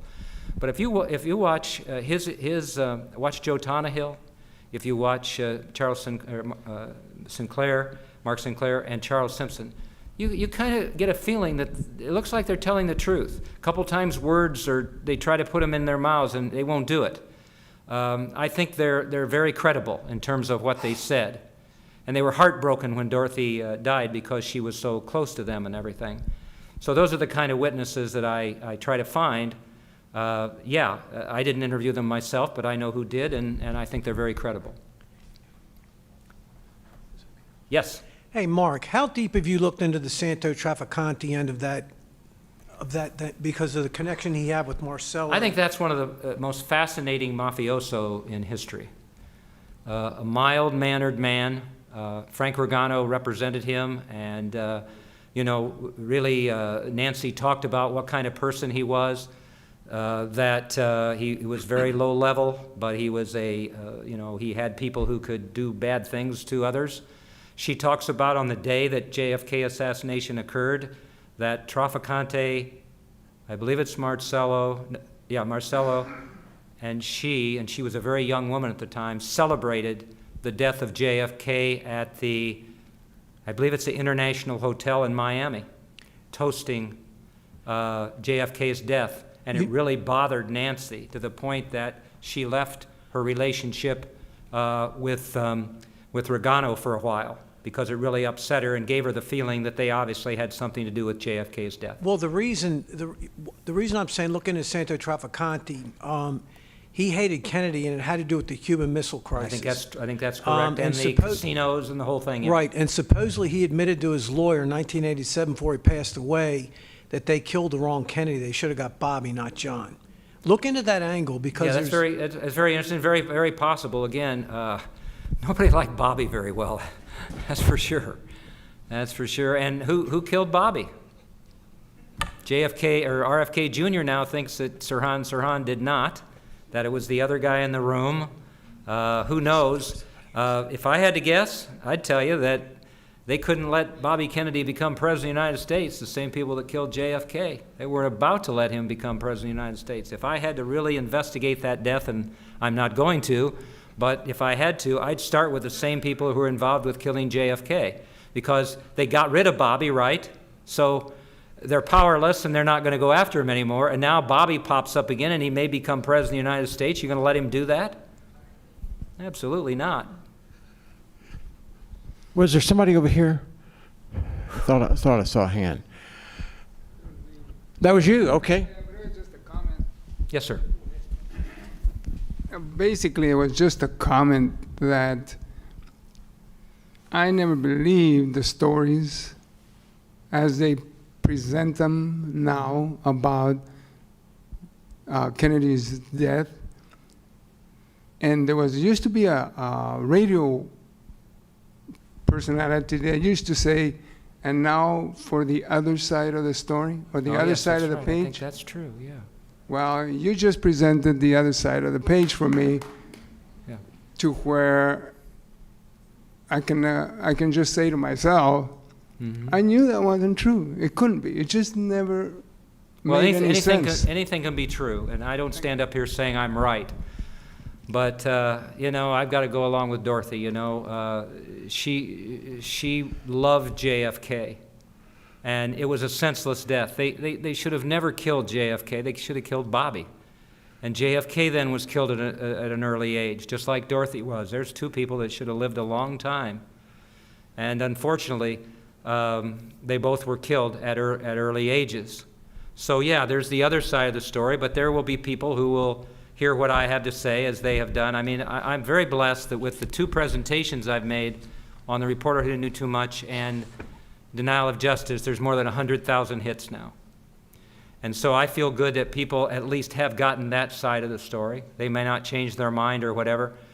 I will tell you that okay, I'll just tell you this. I wasn't going to, but I will tell you this. I let the media in Dallas know about my sending a complaint to the Attorney General. And I asked them to look into it. And that includes a couple reporters with the Dallas Morning News. It includes a man with the editor down at the Statesman American in Austin, with all of them. And I also let a gentleman I haven't heard from any of them. And then I let a gentleman named Patrick Williams know at the Dallas Observer. I had a conversation with him the other day where the first thing he said is, I'm not going to do anything with this because I know it was Oswald alone. And why do I know? Because of case closed. That's my case.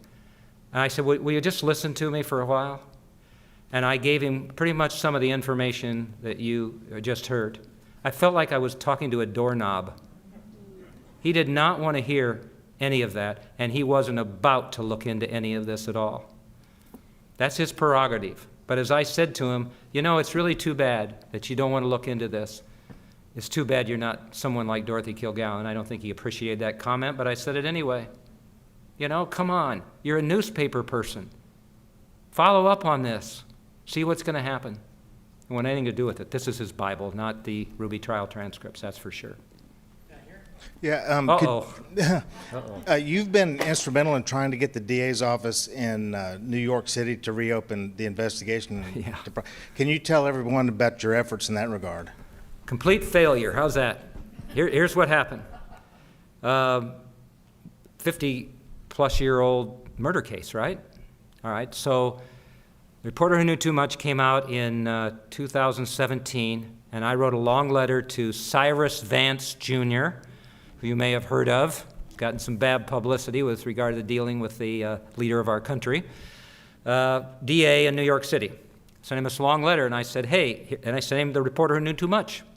And the agent and other people, my wife even, I think, thought I was crazy. They'll never look into a murder case like this. And lo and behold, the next thing I knew, he told Sue Edelman at the New York Post, yeah, we're going to look into this. And I was as happy as I could be, and they promised a thorough investigation. So for the next few months, they gave me a former homicide detective named Richard Ramos as my point person. I sent him material through the email of witnesses, documents, evidence report, the autopsy. I sent him everything that way, and then we agreed to meet in New York City. I think it was June the 4th of 2018. At the DA's headquarters downtown. He was so excited. I normally handle embezzlement cases, he said. My dad is so excited, he started watching more What's My Line. I mean, this is just something I can't believe I got this case. He was so excited. And by the way, after looking at your book, I wonder if Ron Pataki didn't sell Dorothy's secrets to the wrong people. I walked out of there floating on air. I'm going to get my thorough investigation. So a couple months go by, and they let me know, Ramos does, that they're going to give me an update. I answer the phone, and I'm expecting some good news or an update, and this Eugene Hurley, who was the assistant district attorney assigned to the case, comes on the phone, and I knew right away there was a problem. And he said, Mr. Shaw, I'm sorry, we've looked into this. We can't find any harm that came to Dorothy. I said, well, what about the staged death scene? No, we can't find anything there. How about Ron Pataki, all the evidence that I gave you? How about the 22 witnesses I gave you? And then he finally said, got aggravated. He said, Mr. Shaw, I'm not going to argue with you. Besides, we don't know who did it. That's what he said. Wasn't that an admission? So I went ahead and I wrote another letter to him, to Vance, and I said, here's what he said and all of that. I put that in the denial of justice book. I appealed it. I filed a Freedom of Information Act. I did everything I possibly could, and they would never come back to investigating. I then went to the Attorney General of the state of New York and tried to get them to look into it, and they didn't. And so now I've come up with another angle that I think might work, because I'm not going to give up on it. But it really was disturbing because, you know, she still hasn't gotten that full investigation that I want. That's all I ask, is for them to do a thorough investigation of her death. And I don't know if that's going to happen, but I'm going to keep trying.